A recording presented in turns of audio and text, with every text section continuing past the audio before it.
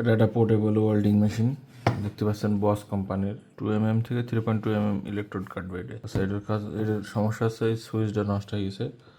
এটা হচ্ছে মূল কাজ।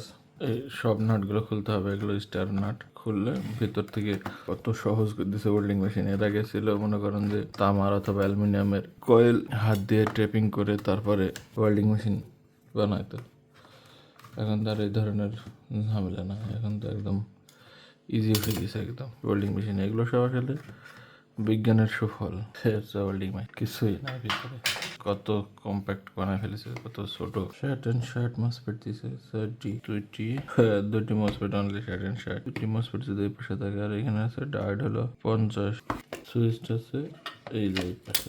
সুইচ তো হলো 4A সুইচ, তো ভেজালে পড়লাম। এরকম সুইচ এপাশে রেক্টিফায়ার, এপাশে 2টি রেক্টিফায়ার, তোমার দুই সাইডে রেক্টিফায়ার দিছে আর 2টা মসফেট দিছে। এই এছাড়া তেমন কিছু নাই দেখতে পাচ্ছি। এসে পাওয়ার ডায়োড, বিদ্যুৎ আসলো, এসের থেকে ডিসি হলো। এই পাশে আসার পরে এখানে শার্ট অ্যান্ড শার্ট 2টা মসফেট আছে, আইজিবিটি আর কি। এই 2টা আইজিবিটিতেই মনে করেন জায়গায় সুইচিং করতে। আর এখান থেকে পাওয়ার আসছে, এটা ডিসি করতেছে। এই দুটা 4টা ডায়োড আছে, 4টা ডায়োড থেকে আসছে। এখান থেকে একটা টার্মিনাল গেল, এখান থেকে এখানে ইলেকট্রোড গেল, এখানে আর্থিং গেল। এই হচ্ছে কাজ, কিন্তু ভেজালটা বাদলে তো এখানে।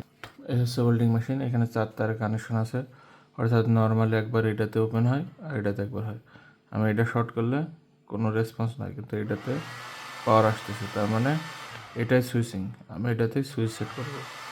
ওকে, তাহলে এর জন্য তাহলে এটা কাটতে হবে, আর একটু কাটতে হবে, ইজি করতে হবে একটু। এখন এটা ওকে পাওয়ার দিলাম।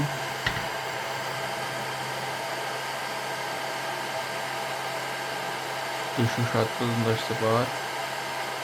আবার এই পাওয়ার কমা দিলে কমে যায়। এই হলো